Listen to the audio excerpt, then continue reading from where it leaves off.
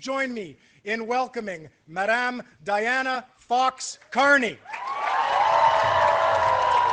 Thank you, good evening. This is my first rally, so I'm really honored to be here with you today.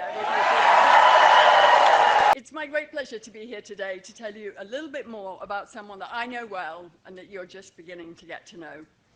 So I'm going to take you back to our first date, which was a long time ago. We were both grad students and, I barely remember it. But we did go out to dinner, and it was a very nice dinner, and I was pretty excited, and we were having a great conversation, when Mark suddenly stopped everything and said, "There's something you need to know. I'm committed to move back to Canada." We were in the UK at the time. "I'm committed to move back to Canada and to work in the public service." And I thought two things at that point. The first was, this is a man of unusual conviction, of integrity, of values, and of deep belief.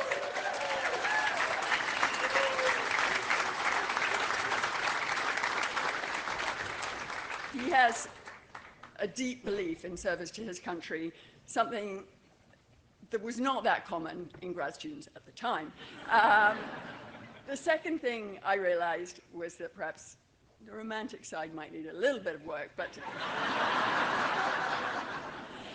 but we made it. We made it on both counts. And it's not surprised me in the slightest that Mark has fulfilled his commitment to himself and to Canada, and he has risen to the enormous challenges that we now face. In fact, I'll say that rising to challenges is really one of Mark's distinguishing characteristics. And faced with a challenge, he hits the ground running. He's agile, he's adaptable, he's calm and cool under fire. Bravo! And he's able to draw on his incredible memory and a depth and breadth of experience which really is second to none. Sometimes this can be a challenge when you're trying to argue against him, but most of the time, it's great. But I've seen him rise to challenges. I saw him rise to the challenge of the 2008 financial crisis. I saw him rise when we were in the UK. I saw him rise to the challenge of Brexit.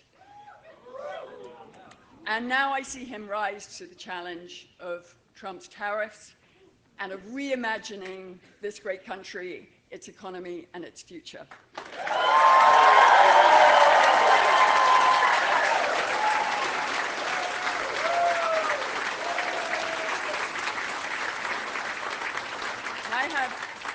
I have no doubt that he will move ahead with his characteristic resolve and resolute leadership.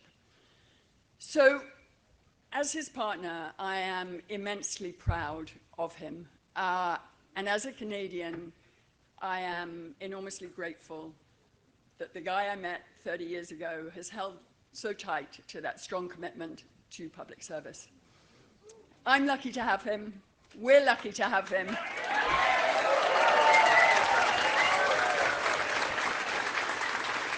So, without further ado, it's my great pleasure to introduce my husband, your Liberal leader, and the Prime Minister who will make Canada strong, and Canada forth.